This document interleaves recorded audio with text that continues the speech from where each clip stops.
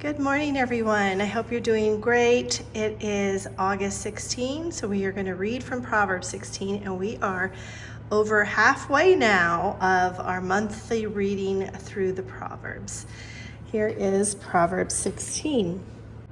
The plans of the heart belong to man, but the answer of the tongue is from the Lord. All the ways of a man are pure in his own eyes, but the Lord weighs the spirit. Commit your work to the Lord, and your plans will be established.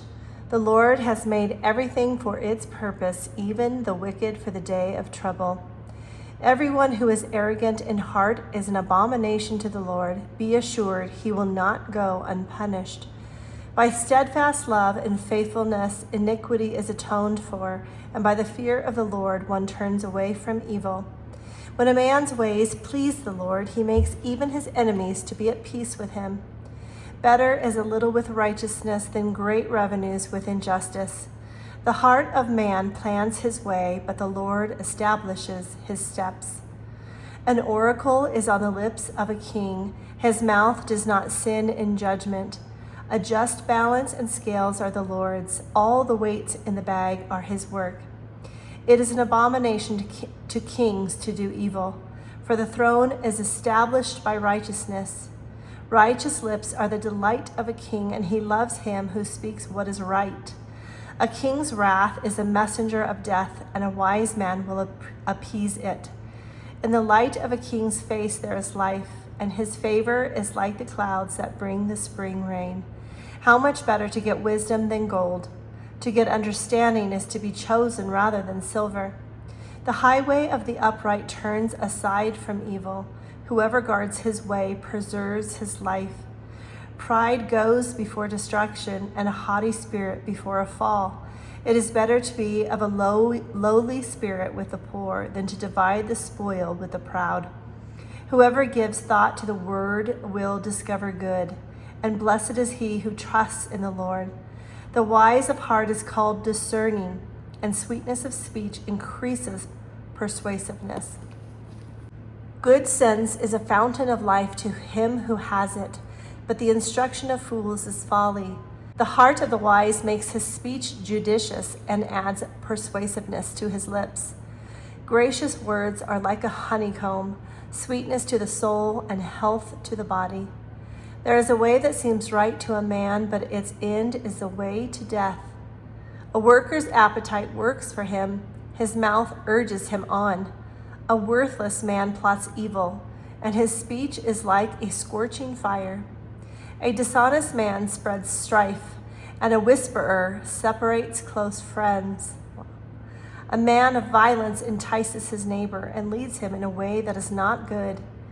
Whoever winks his eyes plans dishonest things. He who purses his lips brings evil to pass. Gray hair is a crown of glory. It is gained in a righteous life. Whoever is slow to anger is better than the mighty, and he who rules his spirit than he who takes a city. The lot is cast into the lap, but its every decision is from the Lord. Proverbs 16 is it's a good chapter. There's so many nuggets in there that I've tried to memorize over the years. 16:9 is the heart of man plans his ways, but the Lord establishes his steps. And I wanted to see if they had anything in here on it, and they don't. Shoot. I wanted to hear what they said about it. 16:16 talks about how much better it is to get wisdom than gold and understanding rather than silver. And it says here, wisdom is better than material riches is a common wisdom theme. This does not mean that riches are in themselves undesirable, but only that they must be acquired as the fruit of wisdom. I love what 24 says. Gracious words are like a honeycomb, sweetness to the soul and health to the body. And it says here, such words have healing value for human relationships and personal well-being. And isn't that true? I mean, when we hear someone saying kind things, it overtakes your heart, and you just feel good when you hear someone talking good about someone or saying a kind word to you. Now this proverb ends with something very interesting that I think goes to the sovereignty of God, and we're never going to understand exactly what that means this side of heaven, I think. But in 33, the last verse, it says, "The lot is cast into the lap, but its every decision is from the Lord." And the commentary here says, "The answer was not a matter of chance, but came from God. Under God's sovereign rule, what might look like chance to us is nonetheless ordained by the one who works out all things according to the counsel of his will."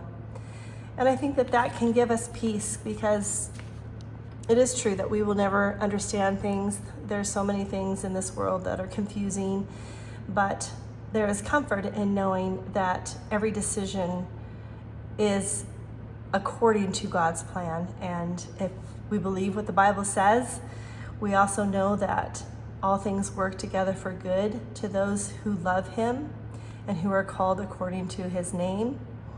So we can rest assured that even in the hard decisions that we're making, the things that maybe we don't know what to do or we don't understand, if we trust him and we give him it all and we acknowledge him, just like Proverbs 3, 5, and 6 talks about, that he will guide our life and our path. And he does have a plan, and every decision is ultimately according to the counsel of his will. So I hope that that comforts you today, and I will see you back here tomorrow. I'm gonna go eat my tea and cake. This is my little teacup that says there is always time for tea and cake. And sure enough, I'm gonna make time for tea and cake today. Have a great day, everyone.